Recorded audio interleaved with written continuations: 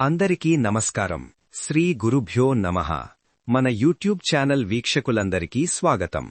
ఈరోజు మనం తులారాశివారి వారఫలాలు ఎలా ఉండబోతున్నాయో సవివరంగా తెలుసుకుందాం.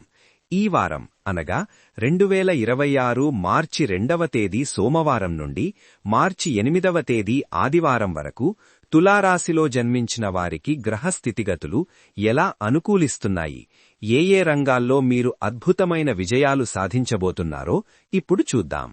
తులారాశి అనగానే మనకు గుర్తొచ్చేది బ్యాలెన్స్, న్యాయం మరియు ప్రశాంతత. శుక్రుని ఆధిపత్యంలో ఉండే తులారాశివారు స్వతహాగా కళాత్మక దృష్టి ఉన్నవారు, అందర్నీ కలుపుకుపోయే స్వభావం కలవారు. ఈ వారం గ్రహాల అనుకూలత మీకు చాలా సానుకూలమైన, ఆహ్లాదకరమైన వాతావరణాన్ని తీసుకువస్తోంది. మీ ఆలోచనల్లో ఒక అద్భుతమైన స్పష్టత వస్తుంది. గత కొంతకాలంగా మీ మనసులో ఉన్న చిన్న చిన్న సందిగ్ధతలు అన్నీ తొలగిపోయి ఒక ప్రశాంతమైన మార్గంలో మీరు ముందుకు అడుగులు వేస్తారు. ముందుగా వృత్తి, వ్యాపారాల గురించి మాట్లాడుకుందాం. ఉద్యోగస్తులకు ఈ వారం చాలా ప్రోత్సాహకరంగా ఉంటుంది. మీ కార్యాలయంలో మీ తోటి ఉద్యోగుల నుండి, పై అధికారుల నుండి మీకు మంచి సహకారం అందుతుంది. మీ పనితీరుకు తగిన గుర్తింపు లభిస్తుంది. ఇక వ్యాపారస్తుల విషయానికి వస్తే, ఈ వారం కొత్త ఆలోచనలకు, సరికొత్త ప్రారంభాలకు చాలా అద్భుతమైన సమయమని చెప్పవచ్చు. ముఖ్యంగా ఎవరైతే కొత్తగా బిజినెస్ మరియు స్టార్టప్ ఐడియాలతో ముందుకు వెళ్లాలనుకుంటున్నారో వారికి ఈ వారం బ్రహ్మాండంగా కలిసి వస్తుంది. అలాగే డిజిటల్ మీడియా, ఆన్లైన్ ప్లాట్ఫామ్స్ లేదా సృజనాత్మక రంగాల్లో పనిచేసేవారికి మీ ఆలోచనలు చాలామందికి చేరువవుతాయి. సమాజానికి ఉపయోగపడే మంచి సమాచారాన్ని పంచాలనే మీ సంకల్పం ఈ వారం అద్భుతమైన ఫలితాలను ఇస్తుంది. కొత్తగా కెరియర్ ప్రారంభించేవారికి లేదా జాబ్ అప్డేట్స్ కోసం ఎదురుచూస్తున్న వారికి సానుకూలమైన వార్తలు అందుతాయి. ఇక ఆర్థికపరమైన విషయాలకు వస్తే, ఈ వారం మీ ఆర్థిక పరిస్థితి చాలా స్థిరంగా, ఆశాజనకంగా ఉంటుంది. లక్ష్మీ కటాక్షం మీ మీద సంపూర్ణంగా ఉంటుంది. గతంలో పెట్టిన పెట్టుబడుల నుండి మంచి లాభాలు అందుకుంటారు. డబ్బుకు సంబంధించిన లావాదేవీలలో మీరు తీసుకునే నిర్ణయాలు భవిష్యత్తుకు బలమైన పునాది వేస్తాయి. అయితే తులారాశివారు కాస్త విలాసాలకు ప్రాముఖ్యత ఇస్తారు కాబట్టి ఖర్చుల విషయంలో ఒక చిన్న ప్రణాళిక వేసుకుంటే సరిపోతుంది. మీ అవసరాలకు తగినట్లుగా ధనం సమకూరుతుంది. ఎవరికైనా సహాయం చెయ్యాలనే మీ దాతృత్వ గుణం ఈ వారం మీకు మంచి పేరును, మానసిక తృప్తిని ఇస్తుంది.